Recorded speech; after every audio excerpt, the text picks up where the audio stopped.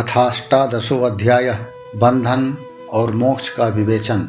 शिव पूजा का उपदेश, लिंग आदि में शिव पूजन का विधान, भस्म के स्वरूप का निरूपण और महत्व, शिव के भस्म धारण का रहस्य, शिव एवं गुरु शब्द की व्युत्पत्ति तथा विघ्न शांति के उपाय और शिव धर्म का निरूपण। ऋषय ऊचु बंध मोक्ष स्वरूपं ही ब्रूहि सर्वार्थ वित्तम। ऋषिगण बोले, हे सर्वज्ञों में श्रेष्ठ, बंधन और मोक्ष का स्वरूप क्या है, यह हमें बताइए। सूतुवाच बंधं मोक्षं तथोपायं वक्ष्ये अहं शृणुतादरात्। प्रकृत्याद्यष्टबन्धेन बद्धो जीवः स उच्यते। प्रकृत्याद्यष्टबन्धेन निर्मुक्तो मुक्त उच्यते। प्रकृत्यादि वशीकारो मोक्ष इत्युच्यते स्वतः। बद्ध जीवस्तु निर्मुक्तो मुक्त जीवः स कथ्यते। सूत जी बोले, हे महर्षियों, मैं बंधन और मोक्ष का स्वरूप तथा मोक्ष के उपाय का वर्णन करूंगा। आप लोग आदर पूर्वक सुने। जो प्रकृति आदि 8 बंधनों से बंधा हुआ है वह जीव बद्ध कहलाता है, और जो उन 8 बंधनों से छूटा हुआ है उसे मुक्त कहते हैं। प्रकृति आदि को वश में कर लेना मोक्ष कहलाता है। बंधन आगंतुक है और मोक्ष स्वतः सिद्ध है।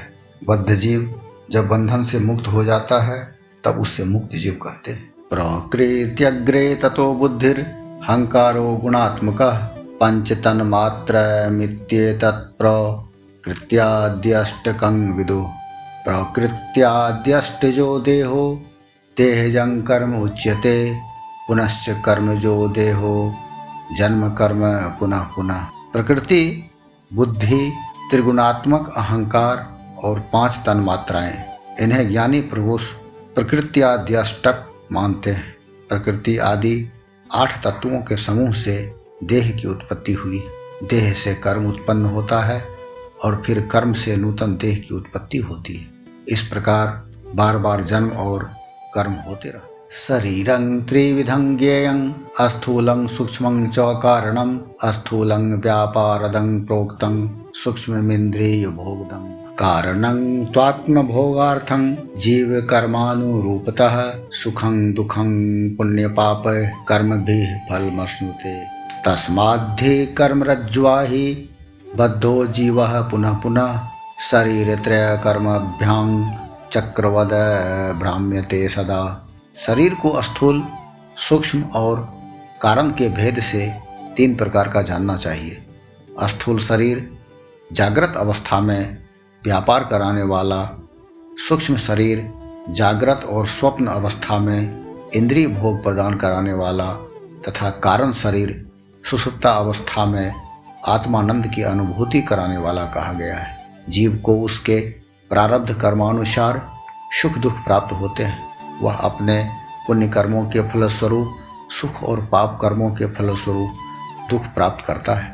अतः कर्मपाश से बंधा हुआ जीव अपने त्रिविध शरीर से होने वाले शुभाशुभ कर्मों द्वारा सदा चक्र की भांति बार बार घुमाया जाता है। चक्र भ्रमण निवृत्त्यर्थं चक्रकर्तारमीड्येत। प्रकृत्यादि महाचक्रं प्रकृतेः परतः शिवः। चक्रकर्ता महेशो हि प्रकृतेः परतो यतः। पिबति वाथ वमति जीवा बालो जलं यथा। शिव अस्तथा प्रकृत्यादि वशीकृत्याधितिष्ठति। सर्वं वशीकृतं यास्मात् अस्माच्छिव इति स्मृतः। शिव एव ही सर्वज्ञः परिपूर्णश्च निःस्पृहः। इस चक्रवत भ्रमण की निवृत्ति के लिए चक्रकर्ता का स्तमन एवं आराधन करना चाहिए। प्रकृति आदि जो 8 पाश बतलाए गए हैं उनका समुदाय ही महाचक्र है, और जो प्रकृति से परे है वे परमात्मा शिव हैं। भगवान महेश्वर ही प्रकृति आदि महाचक्र के कर्ता हैं, क्योंकि वे प्रकृति से परे हैं। जैसे बाकायन नामक वृक्ष का थाला जल को पीता और उगलता है, उसी प्रकार शिव प्रकृति आदि को अपने वश में करके उस पर शासन करते हैं। उन्होंने सबको वश में कर लिया है, इसीलिए वे शिव कहे गए। शिव ही सर्वज्ञ, परिपूर्ण तथा निःस्पृह है। सर्वज्ञता तृप्तिर्नादिबोधः स्वतंत्रता नित्यं लुप्त शक्ति अनंत शक्तिश्च महेश्वरस्य यन्मानसैश्वर्यं वैति वेद। अतः शिव प्रसादेन प्रकृत्यादि वशं भवेत्। शिव प्रसाद लाभार्थं शिवमेव प्रपूजयेत्। सर्वज्ञता, तृप्ति, अनादि बोध, स्वतंत्रता, नित्य अलुप्त शक्ति आदि से संयुक्त होना और अपने भीतर अनंत शक्तियों को धारण करना, महेश्वर के इन 6 प्रकार के मानसिक ऐश्वर्यों को केवल वेद जानता है। अतः भगवान शिव के अनुग्रह से ही प्रकृति आदि 8 तत्व वश में होते हैं। भगवान शिव का कृपा प्रसाद प्राप्त करने के लिए उन्हीं का पूजन करना चाहिए।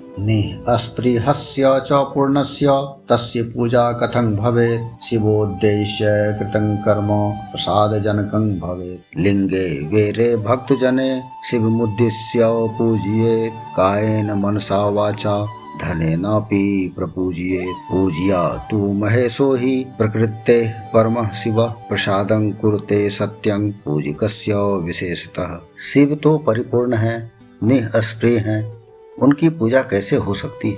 भगवान शिव के उद्देश्य से उनकी प्रसन्नता के लिए किया हुआ सत्कर्म उनके कृपा प्रसाद को प्राप्त कराने वाला होता है।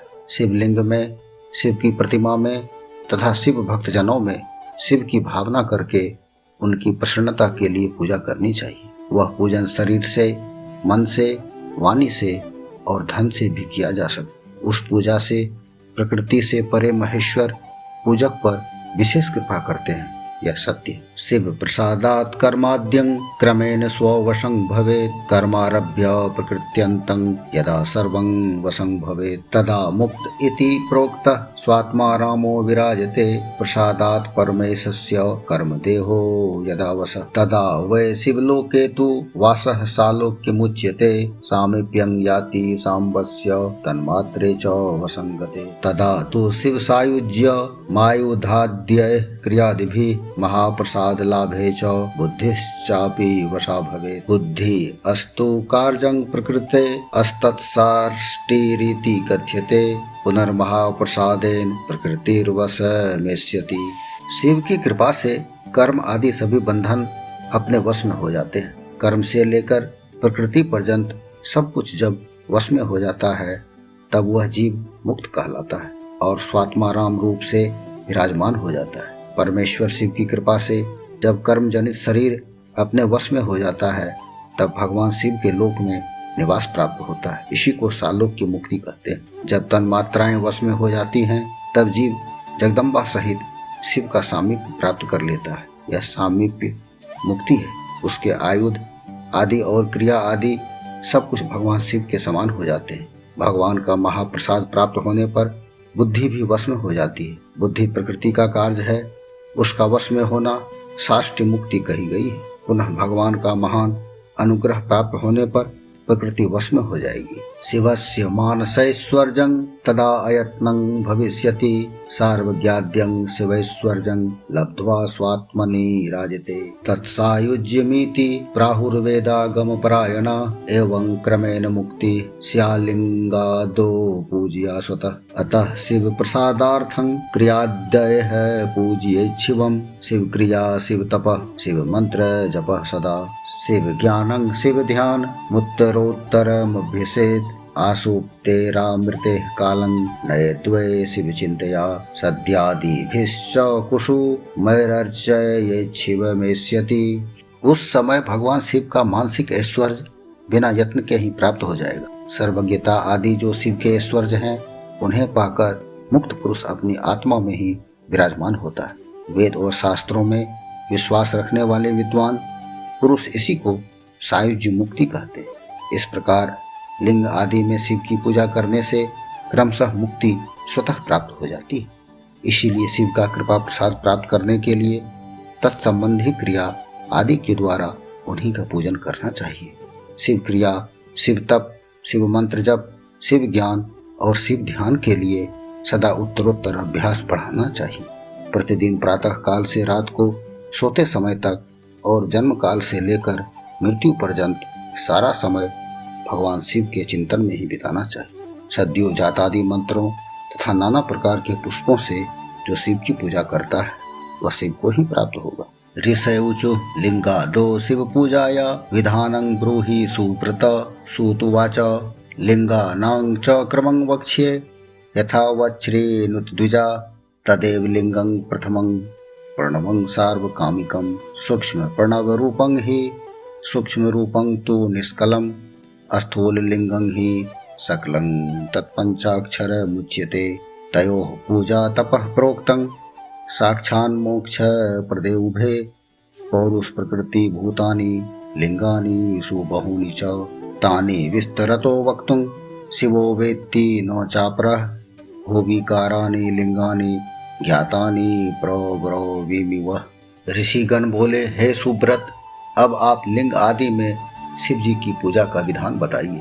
सूत जी बोले, हे द्विजो, मैं लिंगों के क्रम का यथावत वर्णन कर रहा हूँ, आप लोग सुनिए।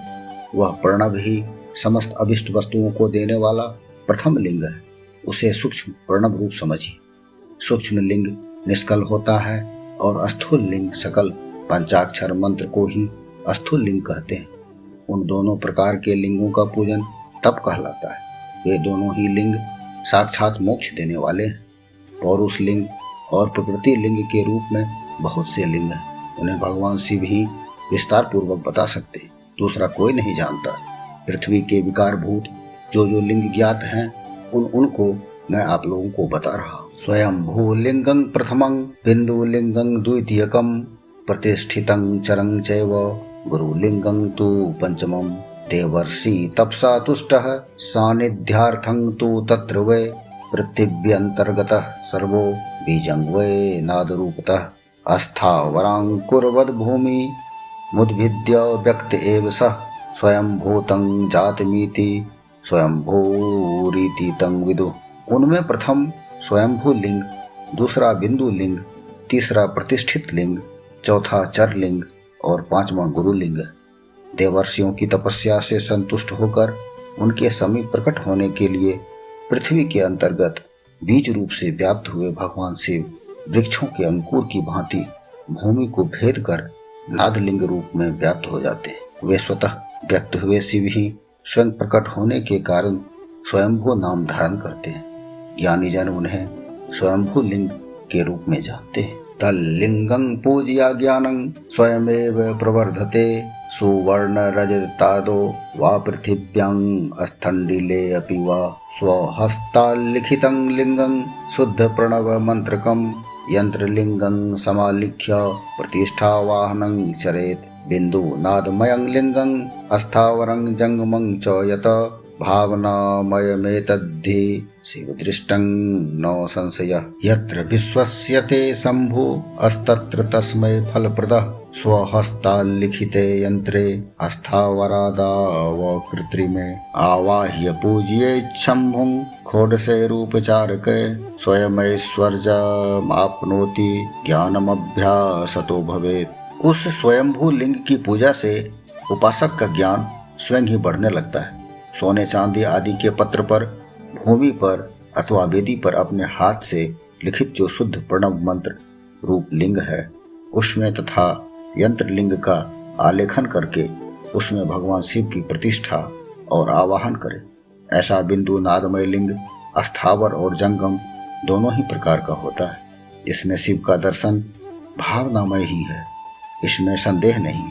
जिसको जहाँ भगवान शंकर के प्रकट होने का विश्वास हो, उसके लिए वहीं प्रकट होकर वे अभिष्ट फल प्रदान करते हैं। अपने हाथ से लिखे हुए यंत्र में अथवा अकृत्रिम स्थावर आदि में भगवान शिव का आवाहन करके 16 उपचारों से उनकी पूजा करें।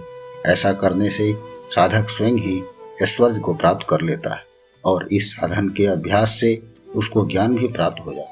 देवैश्च ऋषिभिश्चापि स्वात्म सिद्ध्यर्थमेव हि स्वमन्त्रेणात्महस्तेन कृतं यक्षोद्ध मंडले शुद्ध भावनया चैव स्थापितं लिंगमुत्तमं तल्लिंगं पौरुष प्राहु अस्तत्प्रतिष्ठितमुच्यते। तल्लिंगं पूजया नित्यं पौरुषैश्वर्यमाप्नुयात् महद्भिर्ब्राह्मणैश्चापि राजभिश्च महाधनैः शिल्पिना कल्पितं लिंगं मंत्रेण स्थापितं च यत् प्रतिष्ठितं प्राकृतं हि प्राकृतैश्वर्य भोगदं यदोर्जितं च नित्यं च तद्धि पौरुषमुच्यते यद्दुर्बलमनित्यं च तद्धि प्राकृतमुच्यते। देवताओं और ऋषियों ने आत्मसिद्धि के लिए अपने हाथों से वैदिक मंत्रों के उच्चारण पूर्वक शुद्ध मंडल में शुद्ध भावना द्वारा जिस उत्तम शिवलिंग की स्थापना की है उसे पौरुष लिंग कहते हैं तथा वही प्रतिष्ठित लिंग कहलाता है। उस लिंग की पूजा करने से सदा पौरुष ऐश्वर्य की प्राप्ति होती है। महान ब्राह्मणों और महाधनी राजाओं द्वारा किसी शिल्पी से शिवलिंग का निर्माण कराकर मंत्र पूर्वक जिस लिंग की स्थापना तथा प्रतिष्ठा की गई हो वह प्राकृतिक लिंग है। वह शिवलिंग प्राकृत ऐश्वर्य भोग को देने वाला होता है। जो शक्तिशाली और नित्य होता है उसे पौरुष लिंग कहते हैं और जो दुर्बल तथा अनित्य होता है वह प्राकृतिक लिंग कहलाता है। लिंगं नाभि अस्तथा जिह्वा नासाग्रं च शिखाक्रमात् कट्यादिषु त्रिलोकेषु लिंगं माध्यात्मिकं चरं पर्वतं पौरुषं प्रोक्तं भूतलं प्राकृतं विदुः वृक्षादि पौरुषं ज्ञेयं गुल्मादि प्राकृतं विदुः साष्टिकं प्राकृतं ज्ञेयं शालिगोधूम पौरुषं ऐश्वर्यं पौरुषं विद्याधनी माध्यष्ट सिद्धिदं स्वस्त्री धनादि विषयं प्राकृतं प्राहुरास्तिका।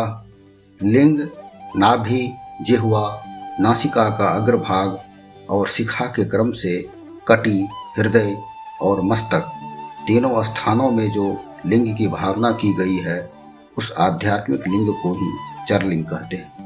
पर्वत को पौरुष लिंग बताया गया है और भूतल को विद्वान पुरुष प्राकृतिक लिंग मानते हैं। वृक्ष आदि को पौरुष लिंग जानना चाहिए। गुल्म आदि को प्राकृतिक लिंग कहा गया है। साठी नामक धान्य को प्राकृतिक लिंग समझना चाहिए और साली यानी अगहनी एवं गेहूं को पौरुष लिंग। अनिमा आदि आठों सिद्धियों को देने वाला जो ऐश्वर्य है उसे पौरुष ऐश्वर्य समझना चाहिए। सुंदर स्त्री तथा धन आदि विषयों को आस्तिक पुरुष प्राकृतिक ऐश्वर्य कहते हैं। प्रथमं चरलिंगेषु रसलिंगं प्रकथ्यते। रसलिंगं ब्राह्मणानां सर्वाभीष्टप्रदं भवेत्। बान्धलिंगं क्षत्रियाणां महाराज्यप्रदं शुभं। स्वर्णालिंग तु वैश्याणां महाधनपति त्वदं। शिलालिंगं तु शूद्राणां महाशुद्धिकरं शुभम्। स्फाटिकं बान्धलिंगं च सर्वेषां सर्वकामदं। सूया भावे अन्यदीयं तु पूजायां न निषिध्यते। स्त्रीणां तु पार्थिवं लिंगं स्वभर्तॄणां विशेषतः।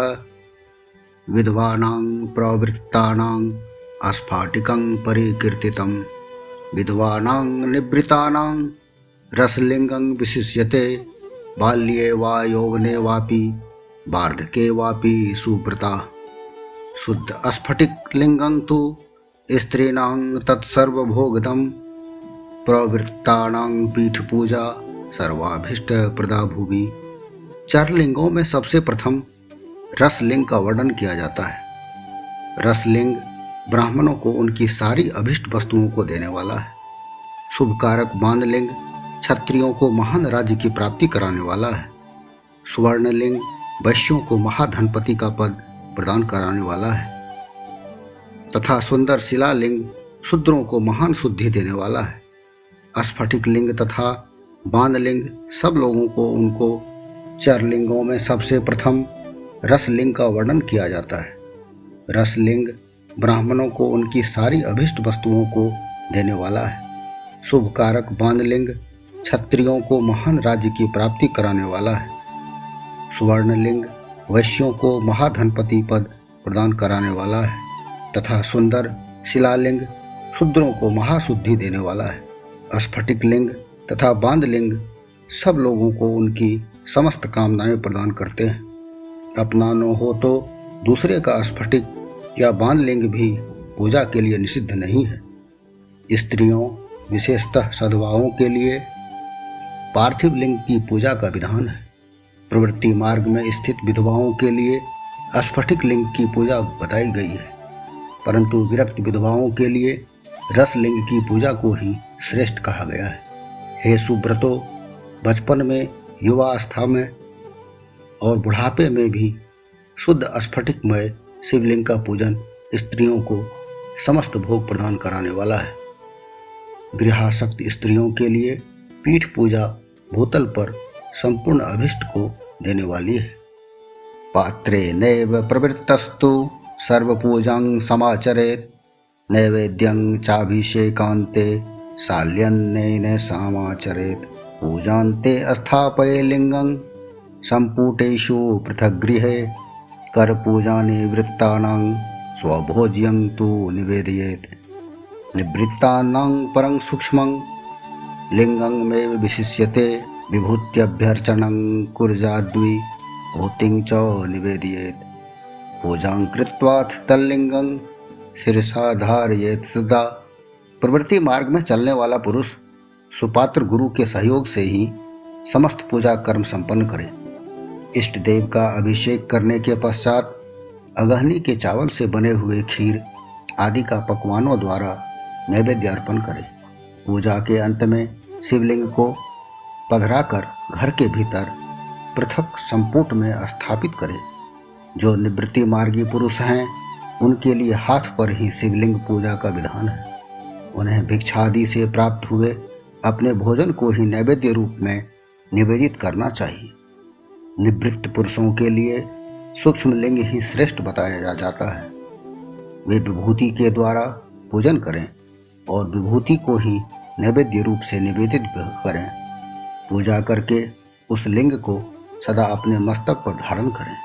विभूति स्त्री विधा प्रोक्ता लोक वेद शिवाग्निभिः लोकाग्निज मथो भस्म द्रव्य शुद्ध्यर्थ मावहेत् मृद्दारुलोहरूपानां धान्यानां च तथैव च तिलादीनां च द्रव्याणां वस्त्रादीनां तथैव च तथा पर्जोषितानां च भस्मना शुद्धिरिष्यते स्वादिभिर्दूषितानां च भस्मना शुद्धिरिष्यते स्वजलं निर्जलं भस्म यथा योग्यं तु योजयेत्।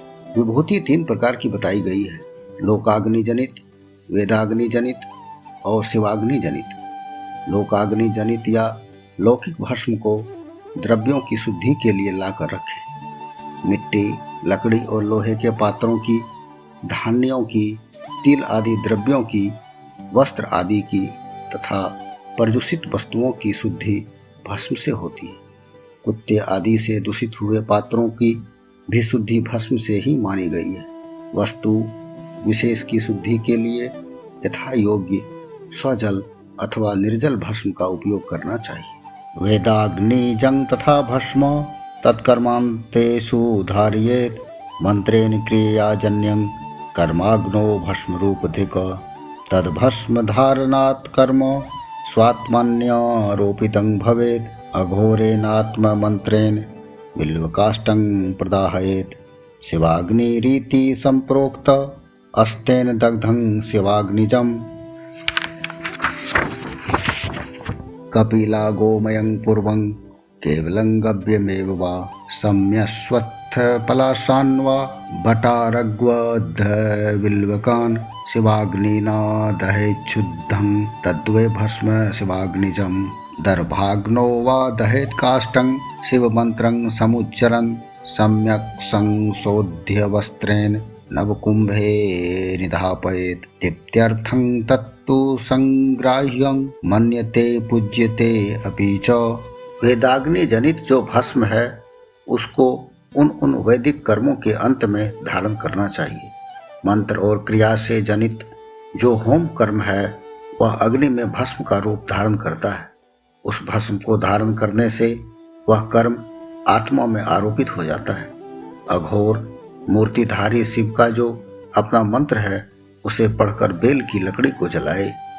उस मंत्र से अभिमंत्रित अग्नि को शिवाग्नि कहा गया है। उसके द्वारा जले हुए काष्ठ का जो भस्म है वह शिवाग्नि जनित है। कपिला गाय के गोबर अथवा गाय मात्र के गोबर को तथा समी, पीपल, पलाश, वट, अमलतास और बिल्व इनकी लकड़ियों को शिवाग्नि से जलाए। वह शुद्ध भस्म शिवाग्नि जनित माना गया है। अथवा कुश की अग्नि में शिव मंत्र के उच्चारण पूर्वक काष्ठ को जलाए। फिर उस भस्म को कपड़े से अच्छी तरह छानकर नए घड़े में भरकर रख दे। उसे समय समय पर अपनी कांति या शोभा की वृद्धि के लिए धारण करे। ऐसा करने वाला पुरुष सम्मानित एवं पूजित होता है।